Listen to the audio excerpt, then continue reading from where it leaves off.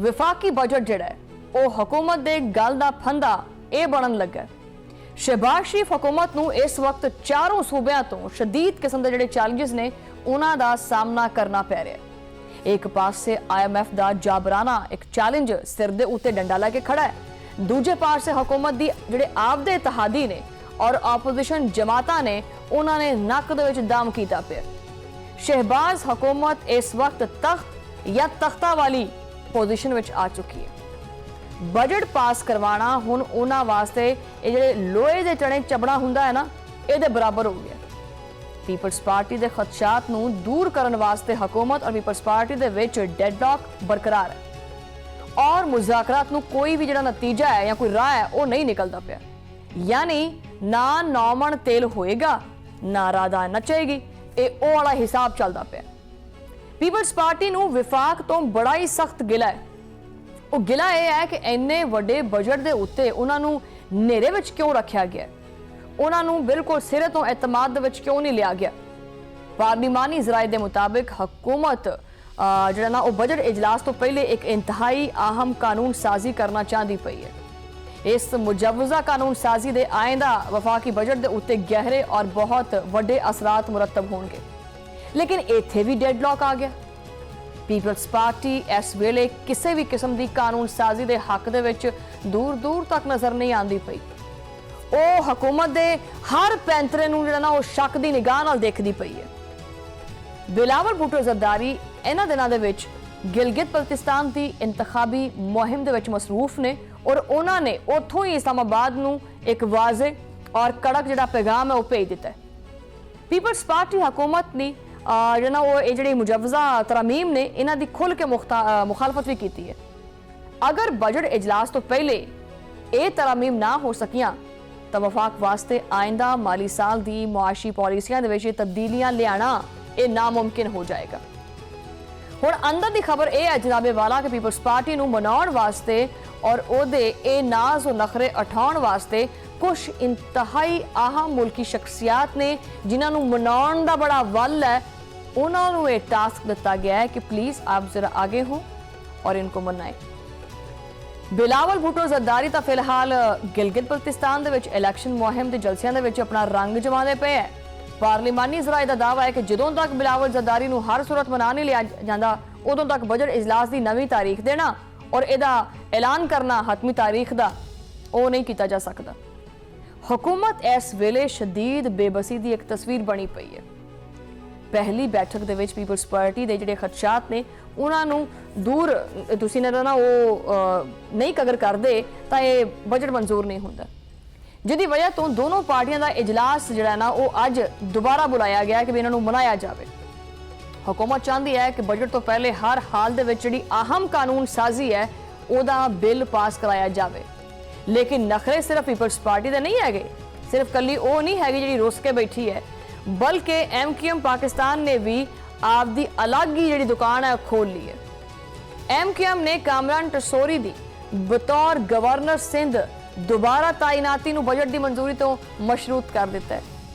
यार चलदा की पिया की बंदा गल करे वैसे है, मतलब कि हुण तक पहले ना ये गल्लां अंदरों अंदर हुंदियां सी, हुण ये गल्लां वाजे खुल के आ चुकियां ने। यानी ये वो कहंदे ने कि यानी साडा बंदा पहले पक्का करो फिर बजट की गल करो।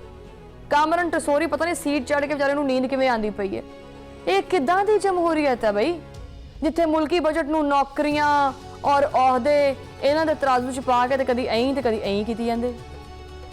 दूजे पासे चलदे जिथे बजट के मामले के उत्ते खैबर पख्तूनख्वा की हुकूमत भी जिहड़ी ना खुल के वफाक के खिलाफ जिहड़ा ना जंगी मैदान जाके खड़ी हो गई है। ये सारा मसला पैसे का, रोटी का, पावर का, शानो शौकत का।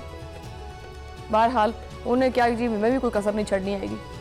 PTI के बानी इमरान खान की जिहड़ी भैन अलीमा खान ने उन्होंने वज़ीर आला खैबर पख्तूनख्वा सुहेल आफरीदी नूं सख्त अल्फाज में तंबीह कर दी है।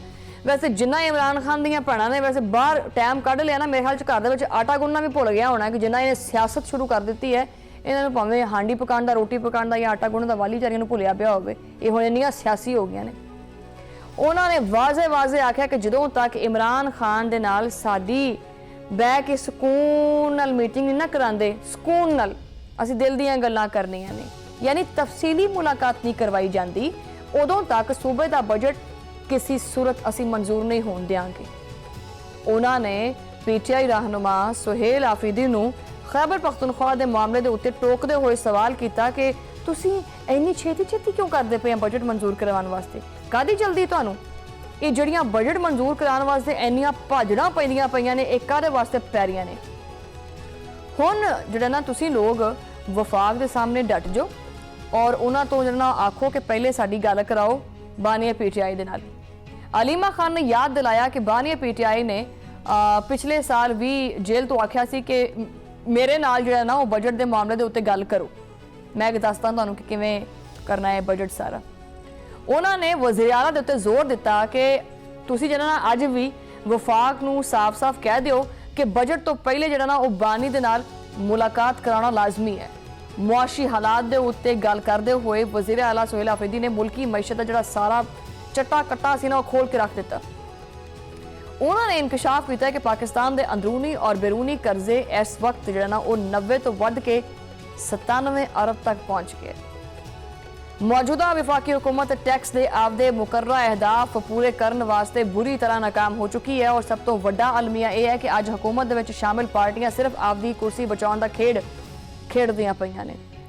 उन्हां नूं अवाम दा एहसास है नहीं?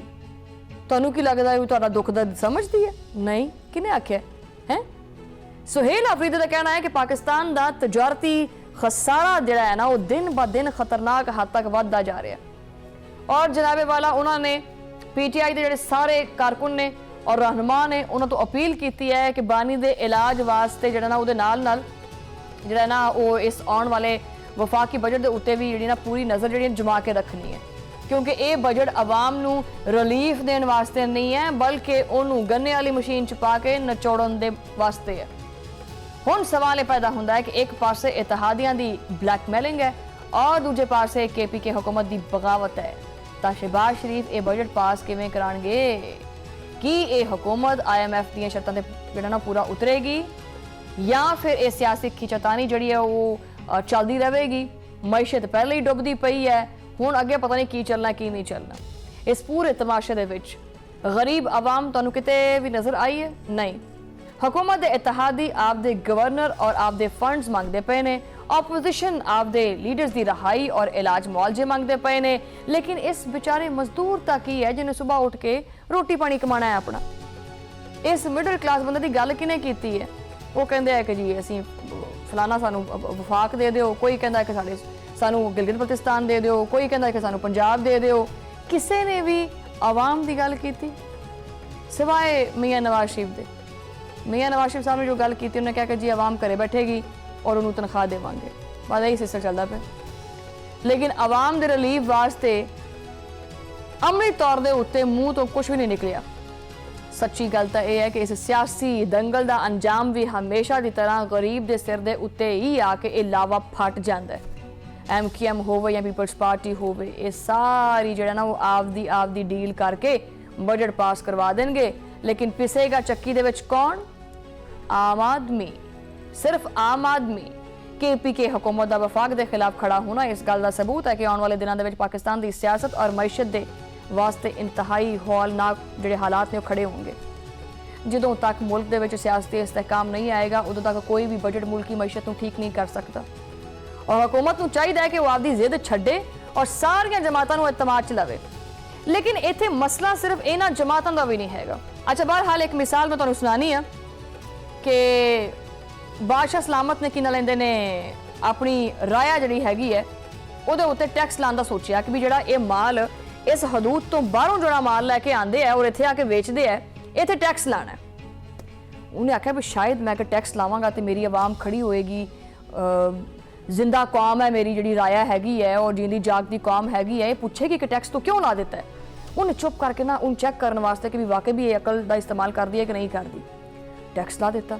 बंदे खड़े कर दिते, जिहड़ा समान लैके आवे शहर दे जिहड़ा ना वो जिहड़ा एंट्री हैगी है उत्थे बंदे खड़े करते उन्हें आपदे, ते वो जिहड़ा बंदा माल लैके आवे उहदा माल चेक करन ते नाल उहदे कोलों टैक्स भी लैण।